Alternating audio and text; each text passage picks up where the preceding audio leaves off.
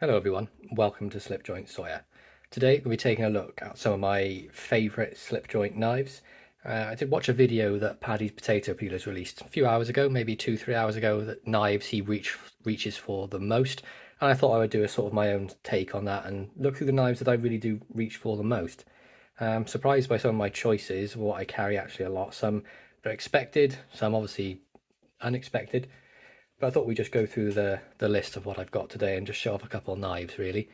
But let's jump straight into it. So one of my favourites, Briar Patch Jack from Rosecraft Blades. This is one of the first ones they did with 2 blades. So I know they did the surgeon's knife with 2 blades, but this one is honestly far superior and it's got to be up there in my top 5 Rosecraft blades.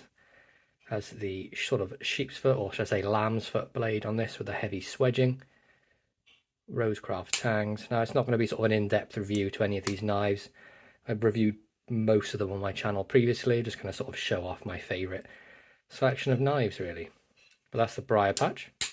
Big fan of that one. That's a real chunky sort of work knife, beautiful grey smooth bone, D2 steel. What more could you really ask for? Next up, let's look at one from Case. So this is a Case Sauer. This is in the 6.5 bone stag. Do have the sort of federal shield on there. See, this is in CV. I believe there is patina on the springs. Not too much though. Fit and finish is immaculate. And that bone stag is, I love Case's 6.5 bone stag. They do a fantastic job. Standard sow belly pattern then, so you get the 3 blades. So you've got the patinas on this blade. This one does get used quite a bit.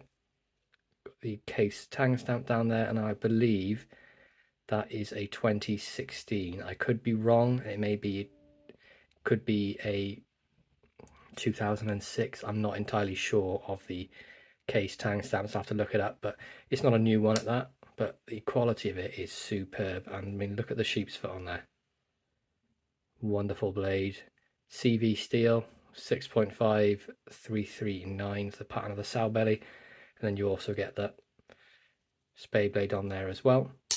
Snap's great, fit and finish is fantastic, dead center, no rubbing on any of the blades. One of my favorite carry knives. Doesn't get shown off a lot. I don't think I've done a review on this one, so I'll have to bring that one to you guys soon.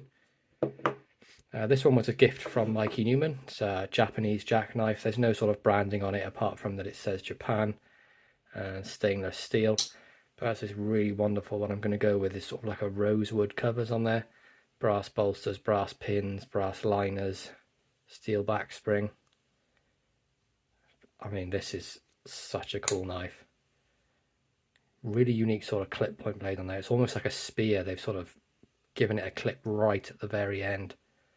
But yeah, not sure what the steel is. It's probably 440C, maybe 440A, but perfect for my day-to-day use. Wonderful size, about say 3.75 inches closed, and the brass bolsters really make it for me.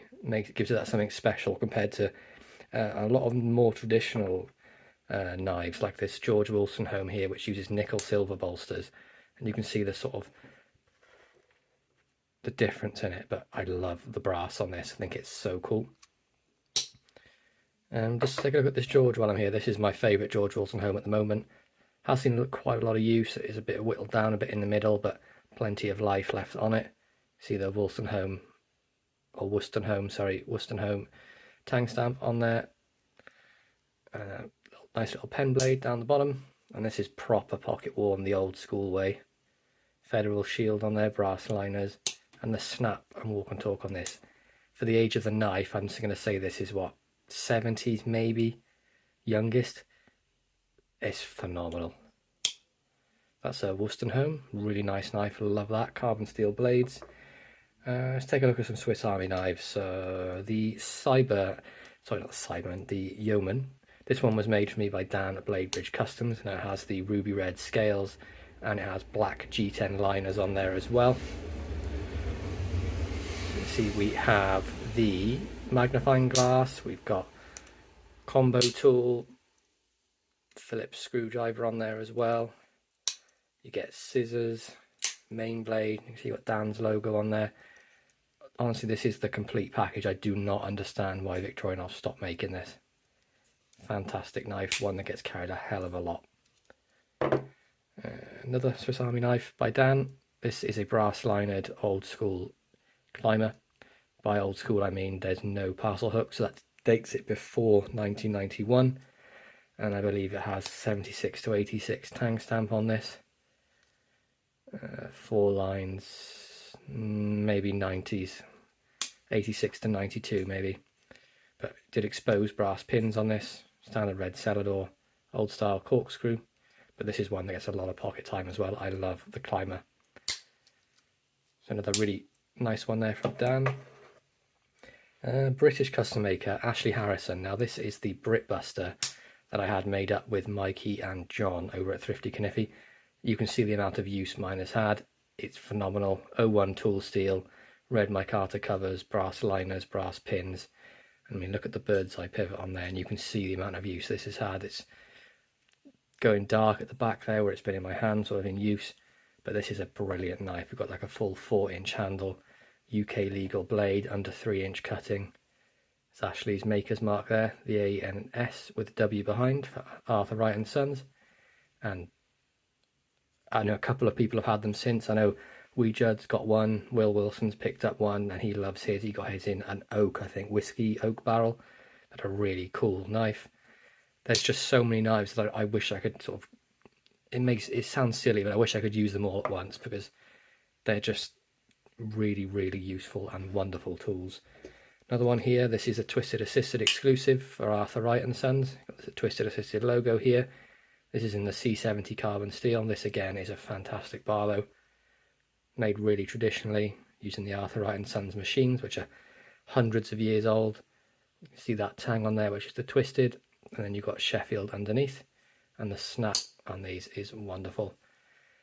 About an 8 on the pull, real sort of guillotine snap. But that is in the OG green micarta or burlap micarta. Again, really nice USA micarta on that as well. Another old school one then, Oldtimer 80T. Anyone that's familiar with my channel will know that I love this knife. I have a new old stock, and this one is my user, and you can see how sort of beat down and used this is. Spade blade's pretty much a pen blade now. Sheep's foot blade's been used a lot. You can see that it's starting to curve up at the end, but still a lot of life left in it. And then of course you've got the clip blade here. You can see it's been used a lot as well, but sharpened very well. It's staying straight across there, and then nice upswept at the clip. You can see that Schrade USA 80T. I love this knife. I mean, look how black the back springs are from use and carry. Definitely my favourite Stockman, the 80T. Wonderful knife. If you get a chance to pick one up, even if you pick up the Chinese made one to try, it's a fantastic knife as well. I've got a couple from Rosecraft blades that I really love, and that honestly when they first came out I've been rotation in my pocket ever since. This is the Cane Creek Jack in the red sandalwood. Look at the wood on that. This is sort of the perfect size for me, 3.5 inches, really nice useful clip point blade. Love that one. What else have we got? The Tenacy Lake Teardrop, another favourite of a lot of people, mainly because of the bone. Look at that. Wonderful fit and finish. D2 steel. Now yes, these are made in China. Does that bother me? Not in the slightest. All I care about is if the knife is well made and I can use it for its intended purpose. So the country of origin really doesn't bother me for a lot of these knives. I've got British, China, USA, Switzerland. Technically Switzerland, but remade in the UK, Japanese, the whole lot. It does not bother me where the knife comes at all. And even like the prices, so you've got like very sort of budget friendly. So these are like 50 to sort of £60. And you have like the Swiss Army knives, which a standard climber now you can get for about £25. Compact have here as well. This one obviously is a custom with brass and the Phillips screwdriver. You can get those for about 40, all the way up to, I've got GEC here that I carry quite a lot. This is the Barlow, I believe it's the number 78. I'm not really that good at the GEC numbers. You can see the patina on there, and look at the clip point blade on that. Is amazing.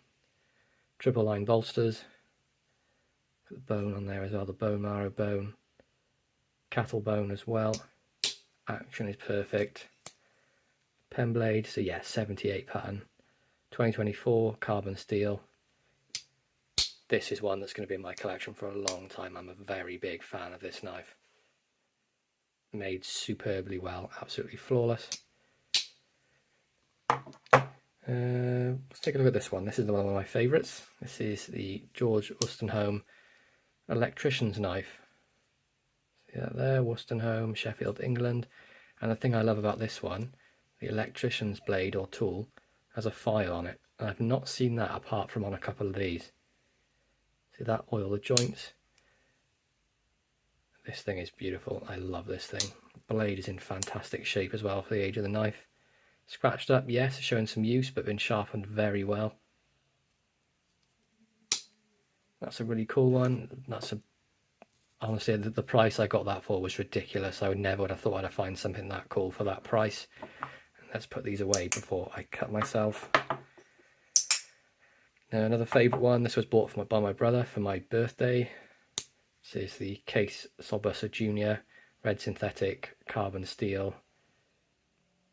This one, the fit and finish when it arrived, I was so shocked. Dead down the centre, not a gap in sight. Blade was sharp, action was great, no wobble. I wish Case would do that for everything. But Sauer Jr, wonderful size knife. It's about 3.6 inches close, I think. Nice utilitarian drop point blade. No half stop, easy to sort of pinch open. You can use a nail nick if you wish, but it's not needed. But yeah, this was a big part of my carry for a long time, and it still is. All these knives sort of fit into a rotation. Now, should I carry less and use them more? Probably, but I just enjoy using them all. What else have I looked at? This one was a gift from Thrifty Kniffy. This has been in my rotation quite a lot. Try not to get it beat up too much because it is an exclusive for DLT in the green. This is the Cadet. So you get like a nice main blade on there. And what I love about it as well is you get the file. Love to have these on Swiss Army knives. Standard opening layer on the front. And this makes for a great sort of office carry. Sort of put like a little dangler on there, slip it in your pocket or in your wallet. Even in a suit pocket, no one's ever going to know that's in there. A couple more. Let's take a look. One from Buck. So we've not had a Buck yet, I don't think. This is the 303 Stockman. And this is a Camillus made one. You can see that by the trademark Camillus clip with that heavy swedge and the long pull. Before date stamps, so this is before 86, I think. I'm not amazing with Bucks. And you can see in the back, no swedging, just nice plain. Put a nice edge on that, cleaned it up a little bit. You can see it's had some use, but plenty of life left in all these blades. I mean, look at that. 2 springs as well for the Camillus made ones, whereas the Buck made ones, they had 3 springs. But medium Stockman is a fantastic sort of pocket dropper size Stockman. If you want a smaller knife for the day, this would be a perfect one to carry. Maybe if you want to carry a locker with you. It's a nice little sort of pocket knife to use. I think that is fantastic size. Sort of 3.5 inch Stockman. Let's take a look at 2 more. This one's been in my pocket every day since it dropped. Rosecraft blade, Stinking Creek sow belly in the black sandalwood. This thing has taken a beating recently. I went to a property move, so this went through all the boxes, any sort of maintenance I was doing. We moved in, this was used, cleaned it off the live yesterday, and you can see I've already used it quite a bit today, and it's filthy again, but it's what it's there for. It's there to be used. And then the Swiss Army knife I've actually used nearly every day, bar a couple of days to rotate these ones in, is the Companion. Now this obviously has been modified a little bit. Got the Mike Carter scales. Dan at Blade Bridge Customs put some brass liners on it for me. See, laser etched his name into the back here, and he put this really cool custom laser engraved blade on there as well. Apologies, it is filthy. This gets used a lot. This image of a woman on there. See, it's an older blade as well, razor sharp, but currently this is my favourite Swiss Army knife. It's hard to get this one out of my pocket as it just has all the tools I need on it. Main blade, you get the scissors, you get the file, which I'm a massive fan of, and this package opener has been amazing while moving house. Opening all the boxes I taped up, this thing is superb. But that's pretty much it for the knives I carry the most. I've really enjoyed Paddy's video when he showed off the knives he sort of reaches for the most.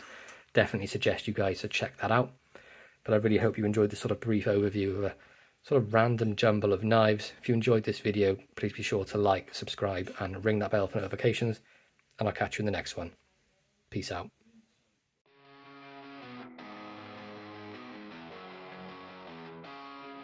Matt's got a channel, man sharp as a blade. Slipjoint Sawyer is the name he made. Pocket knives until they flow.